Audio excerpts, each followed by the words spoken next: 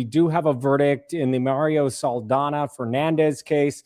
This is the Microsoft murder case that I have been covering for years, even before there was a suspect in the case. And as you know, Mario Fernandez has the first of 3 co-defendants to be charged and to also stand trial in the state of Florida. It all comes down to this. Let's watch the verdict as it comes in together. Welcome back, members of the jury. Everyone may be seated. Juror 23, are you the foreperson? Has the jury reached a unanimous verdict? All right, thank you. If you could please hand the paperwork to the bailiff.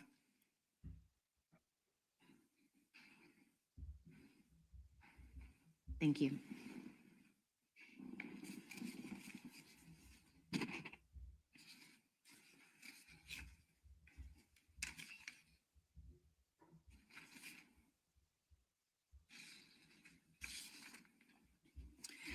The court is going to hand over the documents to the clerk, Mr. Hathaway. If you please publish the verdicts. Yes, Your Honor. And the defense, please rise and hearken to the jury's verdict. In the Circuit Court of the 4th Judicial Circuit and for Duval County, Florida, case number 16, 2023, CF 2862A, Division CRB, State of Florida versus Mario Enrique Fernandez-Saldana. Verdict, count 1. We, the jury, find the defendant guilty of first-degree murder as charged in the indictment. So say we all, done at Jacksonville, Duval County, Florida, signed foreperson, dated 8/26/26. Verdict is to count 2.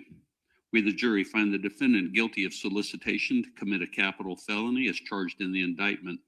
So say we all, done at Jacksonville, Duval County, Florida, signed foreperson, dated 8/26/26. Thank you for publishing. The defense may be seated. Please pull the jurors. Yes, Your Honor. Juror number 4, are these your true and correct verdicts? Juror number 9, are these your true and correct verdicts? Juror number 23, are these your true and correct verdicts? Juror number 29, are these your true and correct verdicts?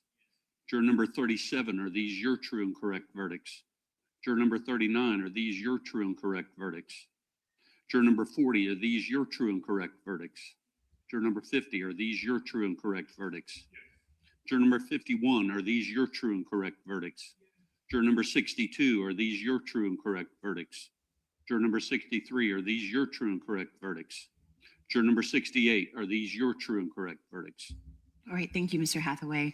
Members of the jury, it's not lost in this court, nor the parties, that you all have worked hard, labored, and sacrificed a great deal in order to serve your community in this way.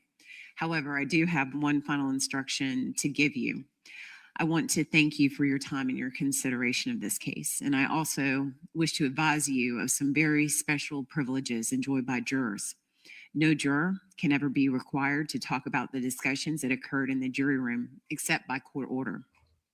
For many centuries, our society has relied upon juries for consideration of difficult cases, and we've recognized for hundreds of years that a jury's deliberations, discussions, and votes should remain their private affair as long as they wish it. Therefore, the law gives you a unique privilege not to speak about the jury's work. Although you are at liberty to speak with anyone about your deliberations, you're also at liberty to refuse to speak to anyone. A request to discuss either your verdict or your deliberations may come from those who are simply curious, from those who might seek to find fault with you, from the media, from the attorneys, or elsewhere. And it will be up to you to decide whether you preserve your privacy as a juror. Members of the jury, I'm going to let you know that prior to your service as a juror, this court entered an order to protect your privacy, meaning, as you know, you've only been referred to by number throughout these entire proceedings, and that protection will remain with you for 60 days post-verdict, post-trial proceedings. So I did let the alternate jurors know that, and so I'm letting you know that.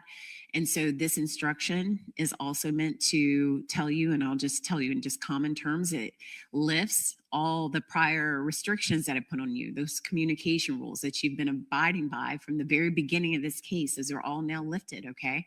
So you can choose to do exactly what this instruction says, preserve your privacy, but it's going to be left up to you whether you want to talk about your service or not. But regardless, let me say on both sides of the aisle, in this court, in the staff, in the clerk's office, in the court reporter, and everyone that you've interacted with, we thank you sincerely. We can't say it enough. Thank you for your time, your sacrifice, and your service. And with this court sincere thanks, you're now excused from your service.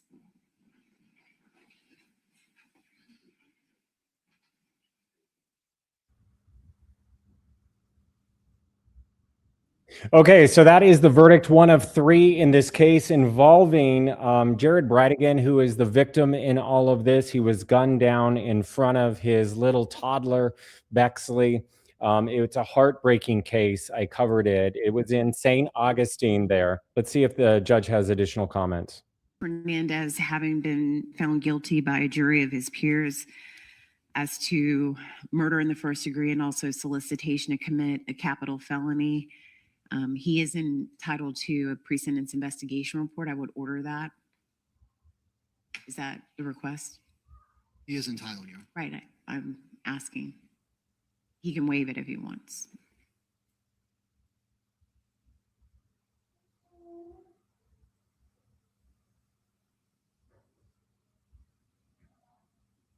All right. I can pass this matter over for sentencing purposes to schedule October 5th.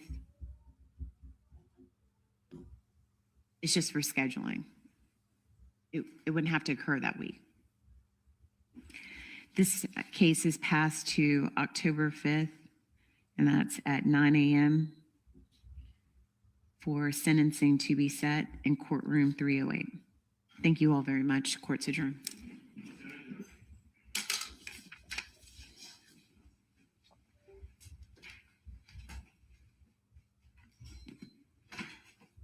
Now, this is the first of the dominoes to fall in this case because we have two co-conspirators also facing their trials. We have Shanna Gardner Fernandez, the estranged wife of this convicted killer, Mario, and who is the ex-wife of the victim, Jared Bridegan.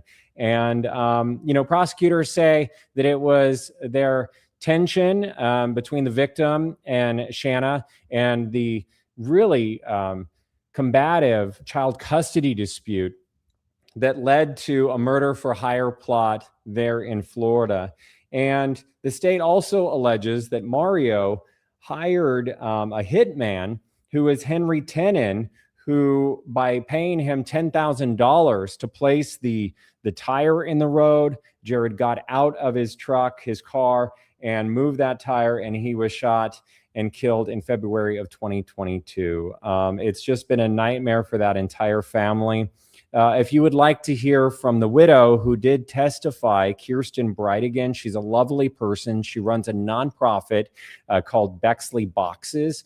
And I interviewed her several times during this case as it was unfolding because there was no suspect at one point in time. It was a cold case. I interviewed her several times and asking her about the arrests and asking her what it was going to be like to testify in court. I included some moments of her testimony. So please check that out in the video section below. I want to thank you for being here. Really, you guys are the heart and soul of this channel. We are a true crime family, and I appreciate you being here.